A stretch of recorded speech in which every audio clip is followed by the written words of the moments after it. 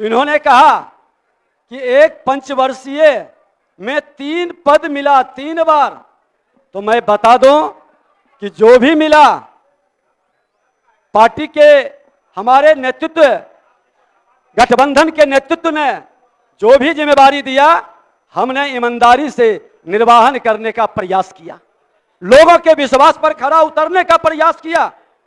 मैं बता दूं उपाध्यक्ष महोदय कि राजनीति रूपी रंगमंच पर विधायिका को किस तरह से अपमानित कर करके बंधुआ मजदूर बनाने का माहौल खड़ा कर करके आज बिहार के अंदर जो संदेश दिए कि हर दल के लोग अपने अपने विधायकों को लोकतंत्र के पवित्र मंदिर में अपने विचार रखने के लिए कहीं न कहीं आग्रह किया, आज उसका असर भी दिखाई पड़ा कि आप एक परिवार के हर पद पर आपकी हिस्सेदारी, आपकी दावेदारी, राष्ट्रीय अध्यक्ष भी आप रहे हैं, मुख्यमंत्री भी आप रहे हैं, उप मुख्यमंत्री भी आप रहे हैं, स्वास्थ्य विभाग से लेकर बड़े विभाग पर आपकी दावेदारी। और हद तो तब हो गई कि 5 विभाग अपने जिम्मे रख लिए। कोई विधायक इस लायक नहीं था जिसको विभाग दिया जाता अपने दल का, यहां तक कि गठबंधन की हिस्सेदारी भी मार ली गई। महोदय ये बंधुआ मजदूर की मानसिकता वही अपनाता है जो परिवारवादी वंशवादी लोग होते हैं, जो भ्रष्टाचार से अकुत संपत्ति कमाते हैं, जो व्यक्ति अपने को समाजवादी परिवार के कहते हैं। अरे समाजवाद का ये चरित्र नहीं रहा। मेरे बगल के भी श्रद्धेय कपिल देव बाबू बड़हिया से आते थे, श्रद्धेय कर्पूरी ठाकुर जी को भी हमने देखा था बड़हिया में जब गोली कांड हुआ था, पिताजी शिक्षक थे, साथ में देखने गए थे। क्या सादगी थी, क्या सरलता था, क्या सहजता था, क्या ईमानदारी था। यह समाजवाद का चरित्र था। समाजवाद का चरित्र यह नहीं था कि अरबों का मालिक बन करके अपना बर्थडे चार्टर्ड विमान पर मनाएं। यह समाजवाद का चरित्र कहां से आ गया। कथनी करनी में जिसकी समरूपता नहीं रहे महोदय, सत्ता के लिए समझौता करने वाले लोग। मैं तो पहले भी सत्ता में मंत्री के रूप में एनडीए को जनादेश मिला था, हमारे मुख्यमंत्री यही थे। जनता के जनादेश का इन्होंने सम्मान करते हुए मुख्यमंत्री के पद को ग्रहण करके विकास की गति को बढ़ाया था। विकास की गति बढ़ रही थी। आसन पर हमें बैठने का सौभाग्य भी दिए थे। और मैं बता दूं कि मैं इस आसन पर बैठ करके सत्ताधारी दल के लोगों के भी आक्रोश को झेलकर नेता प्रतिपक्ष को लोकतंत्र की मर्यादा का रक्षा करते हुए बोलने का मौका देता था, क्योंकि आसन कहीं ना कहीं सदन का संरक्षक है। लेकिन जब नेता प्रतिपक्ष हमें बनने का मौका मिला तो 55 मिनट के वक्तव्य में इसी आसन पर बैठे व्यक्ति 113 बार टोका टोकी करके डिमोरलाइज और डिलेल करने का मानसिकता प्रदर्शित किए। ये लोकतंत्र के संरक्षक कतई नहीं हो सकते। महोदय, माननीय मुख्यमंत्री जी, आपसे इन्होंने इतना बखान किया। मुख्यमंत्री जी, अरे आप पर दया किए, जंगल राज लाने वाले को जनता राज कह करके सुधरने का मौका दिए। लेकिन नेचर और सिग्नेचर नहीं बदलता। जिसकी लूट की मानसिकता हो, जो परिवारवाद वंशवाद को पोषित करता हो, विधायकों का अपमान करता हो, बंधुआ मजदूर के तरह 5-5 बार 6-6 बार माननीय प्रहलाद यादव जी जैसे लोग एक मजबूती के साथ आवे, उनको कोई सम्मान नहीं। कई लोग बैठे हैं, उसका अपमान करिए। लोकतंत्र है, रानी के पेट से राजा पैदा नहीं होगा।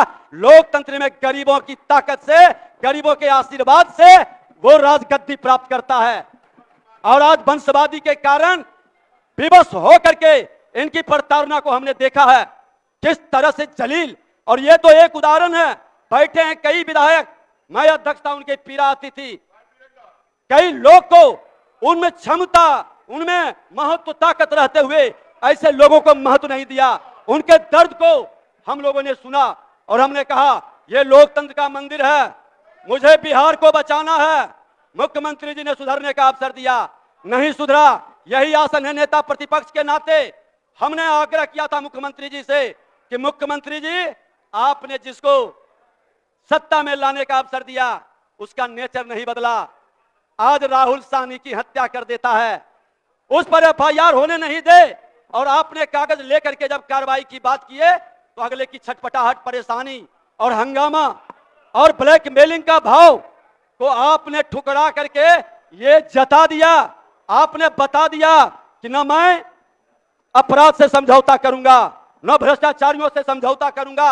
अपराध भ्रष्टाचार के विरुद्ध आपका जो मिशन था, आपने उस मिशन को फिर से साबित करके ये बता दिया कि बिहार की जनता की आंसू नहीं बहने देंगे।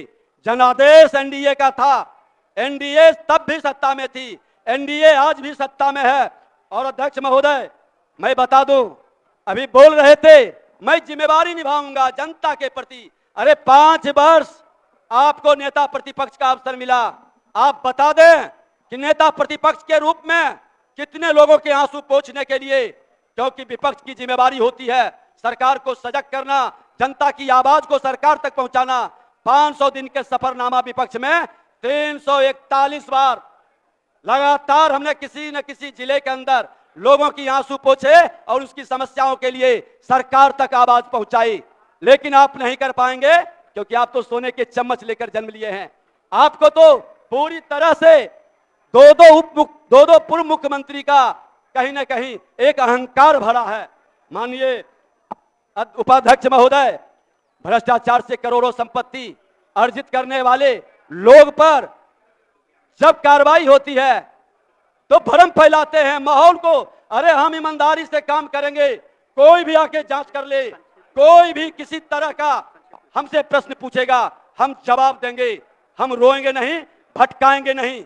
आज नियुक्ति के नाम पर घोटाला करने वाले, नियुक्ति के नाम पर जमीन लिखाने वाले, नियुक्ति के नाम पर प्रतिभा का हनन कर करके किस तरह से माहौल खड़ा किए, आज उस परेशानी को, उस झमेला को झेल रहे हैं। कहेंगे मैं बच्चा थे तो इतनी संपत्ति आया कहां से, और जिसने आपको संपत्ति दे करके आपको बर्बाद करने की कहानी लिखा, आपने क्यों नहीं सत्य को बता देते।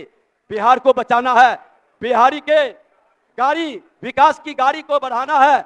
उपाध्यक्ष महोदय, आज हमारी सांस्कृतिक विरासत का अपमान किस तरह से किया जाता है, बार बार आस्था पर चोट किया जाता था, बार बार रामचरितमानस पर प्रश्न उठाया जाता था, बार बार सनातन के संतानों को अपमानित और कलंकित करने का खेल खेलता था।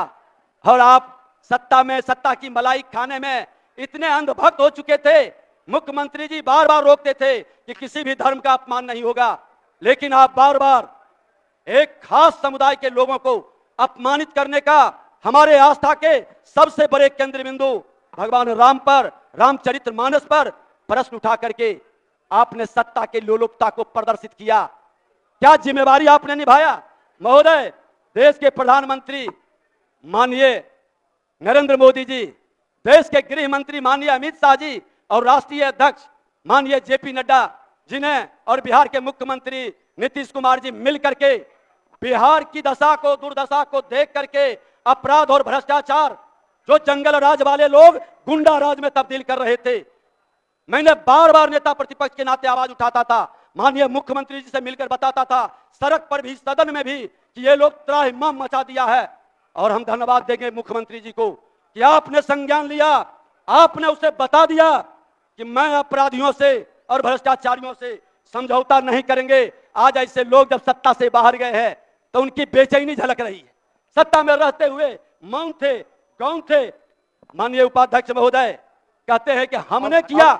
अरे बिहार के मुख्यमंत्री नीतीश कुमार जी का विजन था, भाजपा का, जदयू का, एनडीए गठबंधन का विजन था।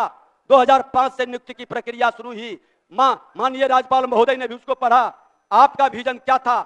बहाली की प्रक्रिया, 15 साल जब मिला था शासन तो चरवाहा विद्यालय से बाहर क्यों नहीं निकल सके? क्यों विद्यालय की स्थिति खस्ता कर दिए? क्यों व्यवस्था नहीं बना सके? कौन सा विजन था? नियुक्ति का मामला हो, जातीय गणना का मामला हो, मैं बता देना चाहता हूं कि जातीय गणना में ये बोल रहे हैं, है हिम्मत, खुला चुनौती देते हैं कि आपके 15 साल के जंगल राज में लोग पलायन के लिए विवश हुआ, लोग यहां से अपना कारोबार बंद किया, दूसरे राज्य में हमारा नौजवान प्रतिभा का सम्मान कराने के लिए मजदूरी करने पर विवश हुआ।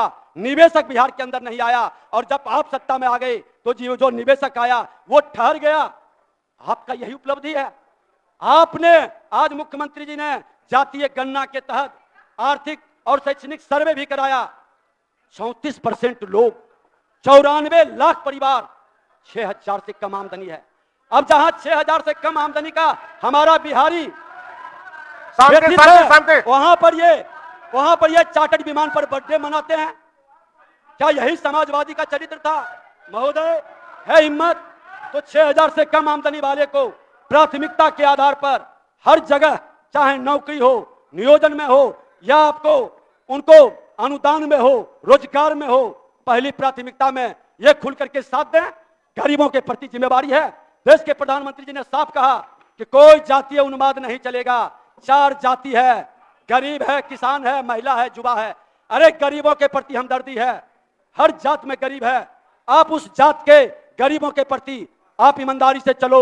अपराधियों को, माफियाओं को आप संरक्षित मत करो। आपके राज में कितने अपराधी पैदा हुए थे जब जंगल राज था? हर नौजवानों के हाथ में हथियार देकर अपराधी बना दिया था। एनडीए की सरकार में एक भी नया अपराधी पैदा नहीं हुआ। जो अपराधी था उसे भी सुधरने का मौका मिला, उसे भी शांति से जीने का अवसर मिला। महोदय, ये लोग की करनी कथनी में कहीं से समरूपता नहीं है। मैं तो कहना चाहूंगा कि क्रेडिट की बात करते हैं, नो विजन है, नो नीयत है, नो नीति है, नो सोच है। आराम से बढ़े पले लोग जमीन पर लड़ नहीं सकते, और जातीय उन्माद से सत्ता नहीं बदलेगा। हर बिहारी को अपमानित करने का काम किसने किया?